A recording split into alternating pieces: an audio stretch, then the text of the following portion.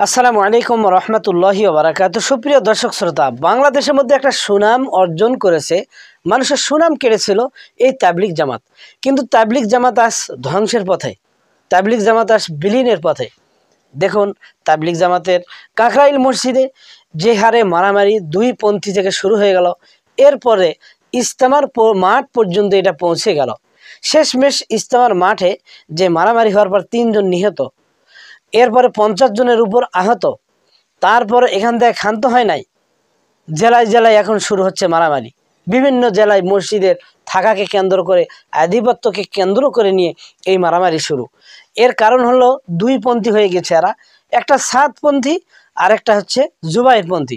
তো সাতপন্থী যারা, তারা ইন্ডিয়ার, জুবাইরপন্থীরা হচ্ছে বাংলাদেশি। সাতপন্থীর সঙ্গে বাংলাদেশের আলেম ওলামার তেমন কোনো গ্রুপ নেই। যে কয়টা আছে এরা আওয়ামী লীগ, বিশেষ করে আওয়ামী লীগপন্থী। আর অন্যদিকে জুবাইরপন্থী যারা, তারা আওয়ামী লীগের বিপরীত। এরা আওয়ামী লীগের কার্যক্রমকে সমর্থন করতো না।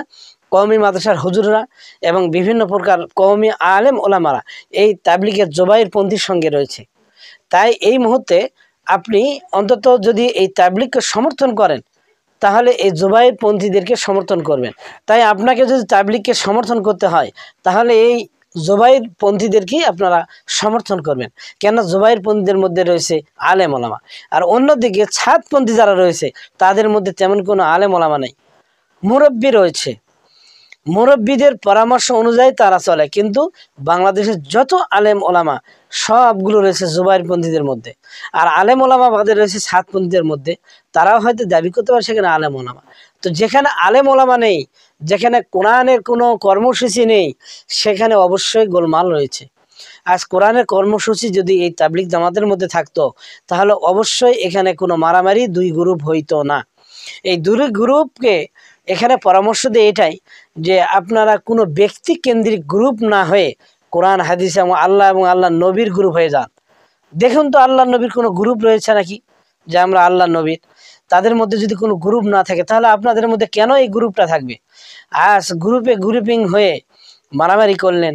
এই তাবলিগ জামাত কোনো রাজনৈতিক দলই বাংলাদেশের মধ্যে নয়। এই বাংলাদেশের তাবলিগ জামাতের সুনাম ছিল।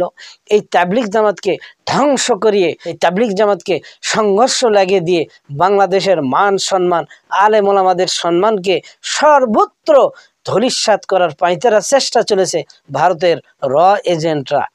বিশেষ করে এদের সঙ্গে আওয়ামী লীগের একটা বিশাল গ্রুপ রয়েছে, যারা দেশকে অস্থিতিশীল পরিস্থিতি বানিয়েছিল।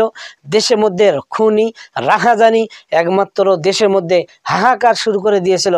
মানুষকে গুম খুন হত্যার একটা রাজত্ব বানিয়েছিল যেই বাংলাদেশে। সেই বাংলাদেশের মধ্যে আবার এই সাতপন্থীদের মধ্যে ভারতের, ইন্ডিয়া এবং এই আওয়ামী লীগের যারা অপশক্তি, তারা এর মধ্যে ঢুকিয়ে এই তাবলিগকে দিয়ে ব্যবহার করে বাংলাদেশের আলেম ওলামাদেরকে জঙ্গি নামক উপাধি দিয়ে আবার তারা অপতৎপরতা চালিয়ে যাচ্ছে দিল্লির বিভিন্ন জায়গা থেকে বসে, দিল্লিতে বসে, ভারতে বসে। তাই আপনাদেরকে, দেশবাসীদেরকে উদাত্ত আহ্বান জানাবো, আপনারা আলেম ওলামাদের সঙ্গে থাকুন, আলেম ওলামাদের পরামর্শ নিন। আলেম ওলামারা যেই পথে যেতে বলে আপনারা সেই পথে যান। বিশেষ করে বাংলাদেশের জুবাইরপন্থী যারা রয়েছে, তারাই আলেম ওলামাদের পক্ষে রয়েছে। এই জুবাইরপন্থীদের মধ্যে অসংখ্য আলেম ওলামা রয়েছে, সাতপন্থীদের মধ্যে আলেম ওলামা নেই। তাদের মধ্যে শুধুমাত্র আওয়ামী লীগ এবং কিছু বাছাইকৃত হাসিনার 5-8টা গোলাম কিছু কিছু রয়েছে। এই জন্য ওদেরকে পরিহার করে, সংঘাতের পথকে পরিহার করে, হত্যার সব কিছু পরিহার করে, মারামারি সব কিছুকে পরিহার করে আপনারা সঠিক পথে আসুন, আলেম ওলামাদের পক্ষে থাকুন, আলেম ওলামাদের হাতকে আপনারা শক্তিশালী করুন।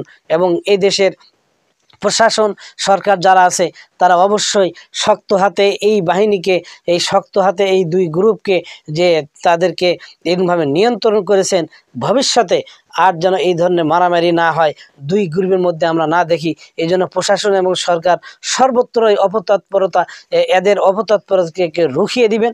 সরকার সজাগ থাকবেন।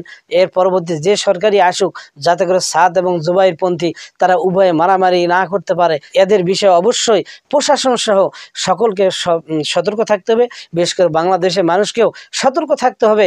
বাংলাদেশের বিভিন্ন জায়গায়, বিভিন্ন মহল্লা মসজিদে গিয়ে যাতে করে এই ধরনের কোনো অপতৎপরতা তৎপরতা, মারামারি দুই গ্রুপের মধ্যে না ঘটে, এই বিষয় নিয়ে সকলকে এই বিষয়ে সতর্ক থাকতে হবে। আল্লাহ পাক আমাদের সবাইকে তৌফিক দান করুন, আমিন। এবং দুই গ্রুপের মধ্যে না গিয়ে বিশেষ করে আলেম ওলামাদের পরামর্শ নিন, কোরআন হাদিসের পরামর্শ নিন। আল্লাহ পাক তৌফিক দান করুন। আখির দাওয়ানা আলহামদুলিল্লাহি রাব্বিল আলামিন।